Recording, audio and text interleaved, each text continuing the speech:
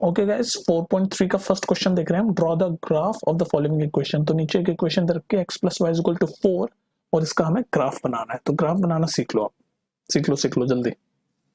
तो ये जब भी इक्वेशन दे रखी होगी तो ग्राफ के लिए आपको क्या दो कोऑर्डिनेट चाहिए होते हैं। दो कोऑर्डिनेट मतलब दो पेयर चाहिए होते हैं x और y की वैल्यू के लिए, x1 y1 और x2 y2 बोल लो उसको। तो दो कोऑर्डिनेट ऐसे चाहिए होते हैं, कोऑर्डिनेट बोलते हैं ना x y को। या मैं हटा देता हूँ। तो कैसे निकालोगे वो दो कोऑर्डिनेट निकाल लो आप। तो एक बार x की वैल्यू 0 डालो, कुछ भी डाल सकते हो वैसे तो, दो कोऑर्डिनेट चाहिए ना, तो x और y ये दो मैंने बना लिए दो कोऑर्डिनेट। तो कैसे, मैं मान रहा हूँ मैं पहले एक बार x की वैल्यू 0 डाल लेता हूँ, तो यहाँ 0 हो जाएगा, तो ये y की वैल्यू क्या हो जाएगी 4। ये देखो एक कोऑर्डिनेट मिल गया, एक कोऑर्डिनेट क्या मिल गया 0 और 4।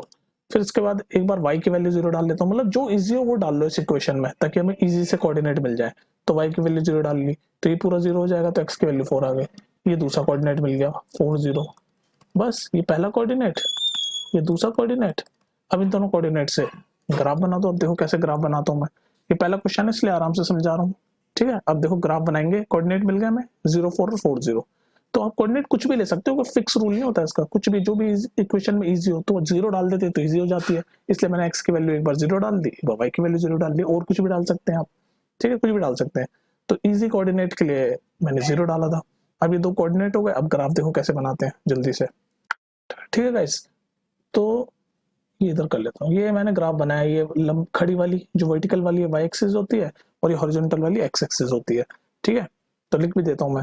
ये आपकी होती है x एक्सिस और ये जो वर्टिकल वाली होती है y एक्सिस होती है। ठीक है, ये दिख रहा है ना, थोड़ा सा कट रहा होगा, मैनेज कर लो, x और y एक्सिस। ठीक है, अब हमारे ये दो कोऑर्डिनेट है, ये 0 4 और 4 0, तो इनके पॉइंट बनाओ। तो 0 4 यानी x 0 और y 4।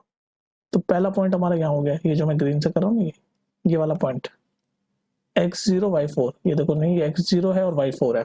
अब दूसरा पॉइंट ये वाला 4 0, x4 है y0, पहला वाला 4 होता है ना, तो x4 y0। तो दूसरा पॉइंट हमारा यहाँ होगा, ये x4 है और y तो 0 ही है, तभी तो नीचे है। बस ये दो पॉइंट मिल गए, अब इनको ज्वाइन कर दो। ये ज्वाइन कर दिया, ये बन गया ग्राफ हमारा।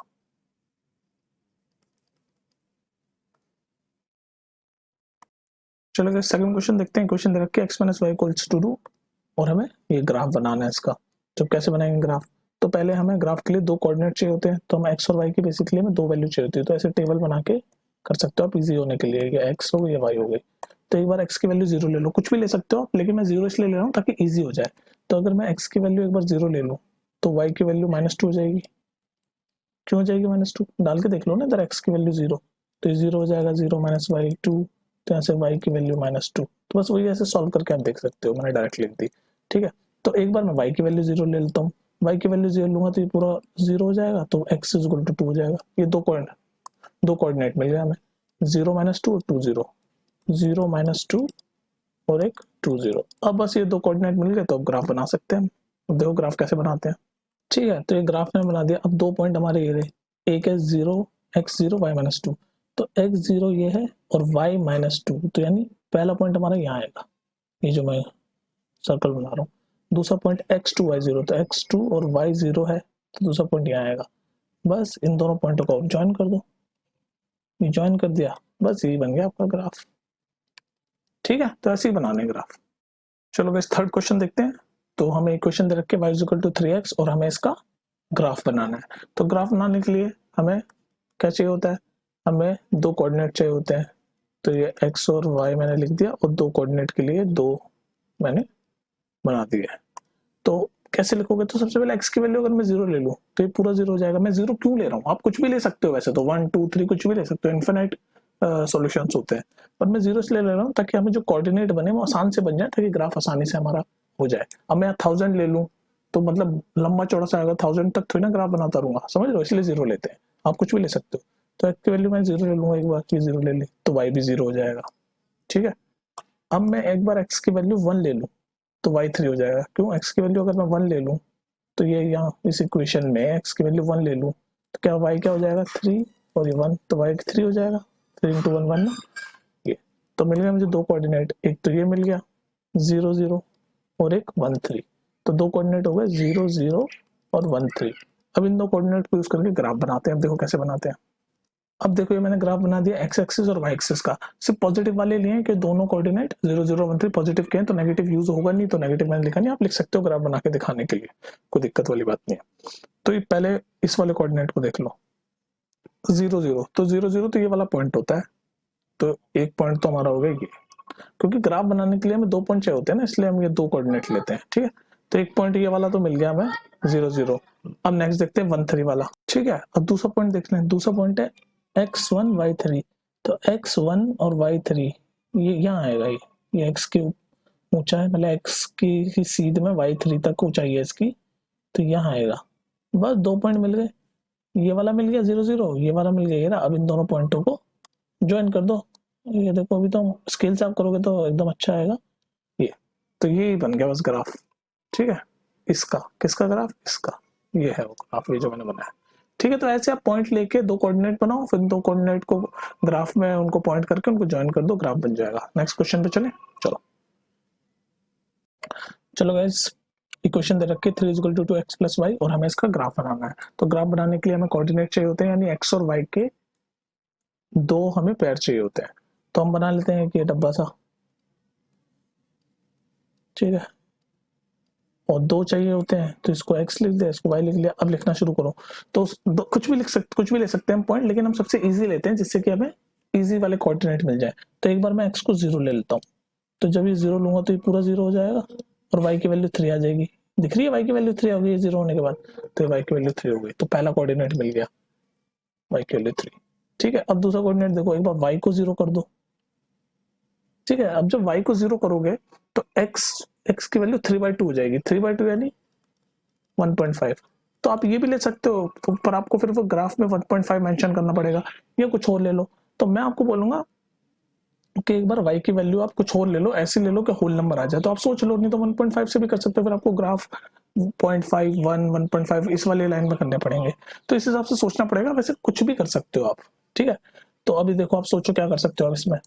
अब देखो इसमें आप सोचो, अगर मैं यहाँ y को 0 लूंगा तो ये पूरा 0 हो जाएगा और x की वैल्यू 3/2 1.5 आ जाएगी, तो मेरे को पॉइंट में नहीं चाहिए, हो जाएगा इससे भी, लेकिन आपको फिर ग्राफ पॉइंट में बनाना पड़ेगा। तो मैं कुछ होल नंबर चाह रहा हूँ, तो होल नंबर के लिए मैंने y की वैल्यू 1 ले ली, तो अगर मैं यहाँ पर y की वैल्यू 1 ले लूँ तो ये 1 हो जाएगा, ठीक है। तो यहाँ से x की वैल्यू क्या आएगी, सॉल्व करो इसको, यहाँ से x की वैल्यू भी 1 आ जाएगी, कैसे, ये y 1 उधर चल जाएगा तो ये 2 हो जाएगा = 2x, और यहाँ से x की वैल्यू ये 2 डिवाइड होकर 1 हो जाएगी। तो अगर मैं y 1 लूंगा तो x की वैल्यू 1 आ जाएगी, तो हमें 2 कोऑर्डिनेट मिल गए 0 3 और 1 1। तो अब ये 2 कोऑर्डिनेट मिल गए, अब इन 2 कोऑर्डिनेट से ग्राफ बना लेता हूँ, ये 2 कोऑर्डिनेट मिल गए ना 0 3 और 1 1, अब इन दोनों से ग्राफ बना लेता हूँ, चलो देखते हैं, ठीक है। तो अभी 2 कोऑर्डिनेट मिल गए 0 3 और 1 1, इसको इस ग्राफ में बनाते हैं। मैंने सारे पॉजिटिव वाले लिए ग्राफ पे क्योंकि दोनों कोऑर्डिनेट पॉजिटिव में है, ठीक है। तो 0 3 पहला पॉइंट बनाते हैं, 0 3 यानी x0 y3, तो x0 y3, तो यानी कि यहाँ आएगा पहला पॉइंट, ये जो मैं सर्कल कर रहा हूँ ग्रीन से, ये हो गया पहला पॉइंट। अब दूसरा पॉइंट है x1 y1, तो x भी 1 है y भी 1 है, यानी कि ये 1 की सीध में यहाँ आएगा, दिख गया। बस अब इन दोनों पॉइंट को ऐसे ज्वाइन कर दो, और ये ज्वाइन करोगे तो ये बन गया हमें ग्राफ। तो ये हमारा ग्राफ, किस चीज का ग्राफ बना रहे थे हम, इसका, तो इसका ग्राफ है ये, ठीक है। इसी तरह से सॉल्व करने आप x की वैल्यू ले सकते हैं, y की वैल्यू ले सकते हैं, कुछ भी जिससे आसान कोऑर्डिनेट बने, और बन के ऐसे 2 कोऑर्डिनेट बना के उनको ग्राफ में बना के और ज्वाइन कर दो, ठीक है। बाकी अगर किसी को लग रहा है कि समझ नहीं आ रहा हो तो मैं बता दूं जल्दी जल्दी क्वेश्चन सॉल्व हो रहे हैं, अगर और डिटेल में धीरे धीरे कॉन्सेप्ट जानना है तो कमेंट में लिखो, मैं धीरे से भी पढ़ा दूंगा ये चैप्टर, ठीक है, डरने की जरूरत नहीं है। क्वेश्चन नंबर 2 देखते हैं, give the equation of 2 lines passing through the point 214, how many such lines are there। तो बेसिकली क्वेश्चन समझ लो, तो क्वेश्चन समझ लो कि क्वेश्चन कह रहा है कि ये जो पॉइंट है ना 214, तो इससे ऐसी कोई 2 इक्वेशन लिखो पहले तो जो इस लाइन से पास हो, और फिर बाद में पूछ रहा है how many such lines are there. तो how many such lines are there का आंसर तो है इनफिनाइट। तो बहुत सारी लाइनें हैं जो इस पॉइंट से पास हो सकती है, जैसे मान लो ये ग्राफ है, ग्राफ में ये 2 और 14 है, तो बहुत सारी, मान लो ये पॉइंट है 2 और 14 का, तो बहुत सारी लाइनें पास हो जाएगी, इनफिनाइट, ऐसे ऐसे ऐसे करके इनफिनाइट लाइन पास हो जाएगी, राइट। तो सेकंड पार्ट का आंसर हो गया इनफिनाइट। अब ये पूछ रहा है ऐसी 2 इक्वेशन बना के बताओ जो इस पॉइंट को सेटिस्फाई करे, तो आपको अपने हिसाब से अपने मन से सोचनी होगी। तो देखो मैं आपको एग्जांपल देता हूँ, तो आप ऐसी बहुत सारी बना सकते हो, इनफिनाइट लाइन है, ठीक है। एक इक्वेशन तो ये 7x = y, तो इसमें अगर आप x की वैल्यू 2 लोगे तो y 14 हो जाएगा, जो कि ये पॉइंट बन जाएगा। सेकंड आप खुद ढूंढो, सोच कर ढूंढना, ठीक है। चलेगा, इस थर्ड क्वेश्चन देखते हैं। If the point 3 4 lies on the graph of the equation 3y = x + 7 find the value of A. तो देखो इस क्वेश्चन को समझो, कॉन्सेप्चुअल क्वेश्चन है। ये कह रहा है ये जो पॉइंट है ना 3 4, ये इस लाइन पे है। तो जब कोई भी पॉइंट किसी लाइन पे पास हो रहा होता है, उस लाइन के ऊपर होता है, तो यानी वो ये पॉइंट जब हम इस लाइन में डालेंगे तो सेटिस्फाई कर जाता है। तो बस इस इक्वेशन में, इस लाइन की इक्वेशन में इस पॉइंट को डाल लो। तो x की जगह 3 डालूंगा, y की जगह 4। तो बस इस इक्वेशन में y की जगह 4 डाल दिया, x की जगह 3 डाल दिया। अब यहाँ से इसको सॉल्व करोगे तो a की वैल्यू आ जाएगी जो हमें फाइंड करनी है, 12 3a + 7। ये 7 हो जाएगा तो क्या हो जाएगा, 5 = 3a, और यहाँ से a की वैल्यू आ गई 5/3, जो कि है answer. Okay guys, question number 4 देखते हैं। टैक्सी फेयर इन सिटी, मैंने लैंग्वेज चेंज करी है, सामने में लिखा है, बुक में कुछ और लिखा है। For the first kilometre the fair is 8 रुपए, एंड फॉर द सब्सिक्वेंट, मतलब उसके बाद के जो डिस्टेंस कवर होगा वो है 5 रुपए पर किलोमीटर। तो नीचे लिखा हुआ है कि taking the distance, total distance मान लो x किलोमीटर कवर किया है और टोटल फेयर मतलब टोटल किराया y रुपए है, तो उसकी इक्वेशन बनानी है, ठीक है। तो ये कह रहा है कि पहले किलोमीटर का जो प्राइस है वो 8 रुपए, और उसके बाद जो डिस्टेंस कवर हो रहा है वो 5 रुपए पर किलोमीटर है, और टोटल डिस्टेंस x है। तो मैं इक्वेशन बनाना शुरू कर रहा हूँ, टोटल फेयर y है। तो पहला किलोमीटर के 8 रुपए प्लस टोटल डिस्टेंस x है, तो 1 किलोमीटर के वाला खत्म कर दूंगा मैं। तो और तो दूसरा जो बचेगा वो है x - 1, और उसका कितना होगा 5 रुपए पर किलोमीटर। तो ये टोटल प्राइस कितना दे रखा है y। ये एक लाइन में इक्वेशन बन गई। अब इसको और सॉल्व कर सकते हो आप, फर्दर सॉल्व y = y, जैसे मर्जी कर लो। 5x - 3 = y, ये बन गई इक्वेशन। अब इस इक्वेशन का ग्राफ भी आपको बनाना है। अब ग्राफ आप बनाओगे, क्योंकि मैंने ऐसे बहुत सारे क्वेश्चंस आपको करा दिए हैं। ये क्वेश्चन नंबर 4 है, मैंने आई थिंक फर्स्ट में भी ग्राफ बनवाया आपको, सेकंड में भी ग्राफ बनवाया। तो ये इक्वेशन बन गई। बेसिकली इक्वेशन बनानी थी मेन, तो आप ग्राफ आप खुद बना सकते हो। समझ लगी ना इक्वेशन कैसे बनाई? देखो गौर से सुनो। पहला किलोमीटर का 8 रुपए लगेगा, और उसके बाद जितने भी किलोमीटर है वो 5 रुपए पर किलोमीटर के हिसाब से लगेंगे। तो क्वेश्चन में कह रहा है टोटल डिस्टेंस 8x है, तो मैंने कहा चलो पहला किलोमीटर 8 रुपए हो गया, उसके बाद 1 किलोमीटर ये हो गया, तो x में से 1 हटा दिया, तो x - 1 किलोमीटर 5 रुपए का होगा, तो 5, और टोटल प्राइस y है, तो बस ये y के बराबर हो गया ये प्राइस। तो इसको सॉल्व करके इक्वेशन बन गई। इसका ग्राफ बना के जरूर चेक कर लेना, ठीक है। चलो गाइस, क्वेश्चन नंबर 5 देखते हैं। 5 का फर्स्ट पार्ट है, तो क्वेश्चन समझो क्या दे रखा है। क्वेश्चन में ग्राफ दे रखा है, आपको दिख रहा है ना, और ये ग्राफ 3 पॉइंट से गुजरता है। एक तो ये -1 1, एक ये 0 0, और एक 1 -1, और ये ऑप्शन में आपको 4 इक्वेशन दे रखे हैं लाइन की, ठीक है, 4 इक्वेशन। तो पूछा इनमें से कौन सी जो इक्वेशन है लाइन की वो सेटिस्फाई करेगी इस ग्राफ से। तो देखो सिंपल सा बात है, ये जो तीनों पॉइंट है वो लाइन पे हैं, तो वो लाइन की इक्वेशन पे सेटिस्फाई करनी चाहिए। तो आप एक एक करके तीनों पॉइंट इन इक्वेशंस में डालना शुरू करो, तो तीनों पॉइंट सेटिस्फाई करने चाहिए। तो अगर इक्वेशन तीनों पॉइंट को सेटिस्फाई कर देती है तो वो इक्वेशन सही है इस लाइन की। तो जैसे मैं एग्जांपल के लिए आपको फर्स्ट वाला पॉइंट इस वाले में डाल के दिखाता हूँ। तो x की जगह -1 डालूं, तो y की जगह 1, ये तो RHS = RHS नहीं होगा, तो ये ऑप्शन तो पहले पॉइंट में गलत हो गया। तीनों पॉइंट सेटिस्फाई होने चाहिए, ठीक है। तो ऐसे करके चेक करो, तो जब इस वाली इक्वेशन को आप देखोगे ना, तो ये तीनों पॉइंट सेटिस्फाई करेगी। ये खुद डाल के देख लेना, ठीक है। तो इसका आंसर होगा सेकंड। देखो इस क्वेश्चन को देखो, 6 क्वेश्चन है 4.3 का। इसमें क्या है, बहुत लंबी चौड़ी सी फिजिक्स वगैरह का टर्म डाल के बच्चों को कंफ्यूज करा है। बेसिकली एक इक्वेशन दे रखी है, वर्क ये W वर्क है, D डिस्टेंस है, जो कि डायरेक्टली प्रोपोर्शनल है, और प्रोपोर्शन का साइन हटाने के लिए कांस्टेंट फोर्स 5 यूनिट है। तो इक्वेशन ऐसे है, द वर्क = 5t, जहां पर D क्या है, डिस्टेंस। अब ये यहाँ पर दे रखा है नीचे फर्स्ट पार्ट में डिस्टेंस की वैल्यू 2 यूनिट। तो डिस्टेंस की वैल्यू 2 यूनिट होगी, तो वर्क कितना हो जाएगा 5 × 2, यहाँ डी की जगह 2 डालेंगे 10। तो एक कोऑर्डिनेट बन गया अपना वर्क डन। वर्क और डिस्टेंस का कोऑर्डिनेट क्या बना, जब डिस्टेंस 2 था तो वर्क हो गया 10। यहाँ तक ठीक है, कोई दिक्कत? सिमिलरली सेकंड ये जो दे रखा है उसमें देख लो, इक्वेशन तो यही है, वर्क = 5, ये तो कांस्टेंट 5 दे रखा है ना। इसी इक्वेशन में अब ये डी की वैल्यू 0 डालो, तो वर्क क्या हो जाएगा, 5 की जगह डी की जगह 0 है, वर्क भी 0 हो जाएगा। तो एक और कोऑर्डिनेट वर्क और डी का क्या बनेगा, वर्क भी 0, डी भी 0। तो ये 2 कोऑर्डिनेट बन गए आपके वर्क और डन के डिस्टेंस के। अब इसके ना ग्राफ भी बना दो डब्ल्यू और डी का, इन दोनों कोऑर्डिनेट से। अब ग्राफ बनाना आपको आता ही है। चलिए गाइस, इस क्वेश्चन को देखो, मैंने शॉर्ट में करके लिखा है, बुक में कुछ और लैंग्वेज है। 2 लड़कियां हैं, यामिनी और फतिमा, 9th स्टैंडर्ड की, आपकी तरह ही, और दोनों ने मिलकर 100 रुपए कंट्रीब्यूट किए, ठीक है, किसी फंड में। तो इसकी इक्वेशन बना लो। तो मान लो यदि मैंने x कंट्रीब्यूट किया इसने x यहाँ भी नहीं, सॉरी, और फतिमा ने y कंट्रीब्यूट किया, x प्लस 5y और टोटल अमाउंट 100। बस ये क्वेश्चन बन गई सिंपल। उसके बाद यहाँ पर बोल रखा था कि इस इक्वेशन का ग्राफ भी बनाओ, तो इस इक्वेशन का ग्राफ बनाना तो मैंने आपको बहुत सारे क्वेश्चनों में करा दिया। अब तो हम 7th क्वेश्चन पे पहुंच गए। ठीक है, तो ये जो इक्वेशन है सिंपल सी x प्लस वाई 100 का, इसका ग्राफ नहीं बना सकते आप। दो कोऑर्डिनेट चाहिए होंगे, एक बार x को 0 ले लो तो y 100 हो जाएगा, ये एक कोऑर्डिनेट बन गया, एक बार y को 0 ले लो तो x 100 हो जाएगा। ये दो कोऑर्डिनेट बन गए, अब इसका ग्राफ बना लो जल्दी से। चलो गाइस 8th क्वेश्चन को देखते हैं। ये 8th का फर्स्ट पार्ट है। तो ये इक्वेशन है फ़ारेनहाइट, ये F होता है फ़ारेनहाइट, ये टेम्परेचर को सेल्सियस से फ़ारेनहाइट या फ़ारेनहाइट से सेल्सियस चेंज करने के लिए यूज होती है इक्वेशन। पर अभी आप इसमें मत सोचो, अभी तो इसको सिर्फ एक लीनियर इक्वेशन की तरह देखो। तो बोल रहा है इसका ग्राफ बनाओ, तो ग्राफ बनाने के लिए अपने दो कोऑर्डिनेट चाहिए होते हैं। ये कह रहा है सेल्सियस को x की तरह ले लो और फ़ारेनहाइट को y की तरह ले लो। तो आप एक काम करो, सेल्सियस को x की तरह या फ़ारेनहाइट को ये, और दो कोऑर्डिनेट बना लो जल्दी से। तो कैसे बनाओगे, एक बार मैं सेल्सियस को 0 ले लूँ, ये पूरा 0 हो जाएगा, तो फिर ये पूरा 0 हो जाएगा ना। तो सेल्सियस को 0 लिया तो फ़ारेनहाइट की वैल्यू 32 हो गई, एक कोऑर्डिनेट मिल गया ये वाला हमें। दूसरा कोऑर्डिनेट के लिए सेल्सियस को 5 ले लो। क्यों ले रहा हूँ मैं ये 5, क्योंकि ये 5 आ जाएगा ताकि 5 से 5 कट जाए और होल नंबर मिल जाए हमें, ताकि पॉइंट में ग्राफ ना बनाना पड़े। ठीक है, तो एक बार मैंने सेल्सियस को 5 ले लिया तो 5 से 5 कटा, और फ़ारेनहाइट क्या हो जाएगा 9 + 32 यानी कि 40। तो ये दो बन गए, तो दो कोऑर्डिनेट बन गए 0 और 32, 5 और 41। अब बताओ इनका ग्राफ नहीं बना सकते आप। चलो गाइस 8th का सेकंड पार्ट, ये तो बहुत इजी है। इजी क्यों है, क्योंकि सिंपल सिर्फ नॉर्मल मैथ्स हमें प्लस माइनस करना है। इसमें क्या करना है, ये क्वेश्चन दे रखे हमें f = 9/5 c + 32, जिसमें f है फ़ारेनहाइट, ये टेम्परेचर को फ़ारेनहाइट से सेल्सियस या सेल्सियस से फ़ारेनहाइट में कन्वर्ट करने के लिए इक्वेशन यूज होती है।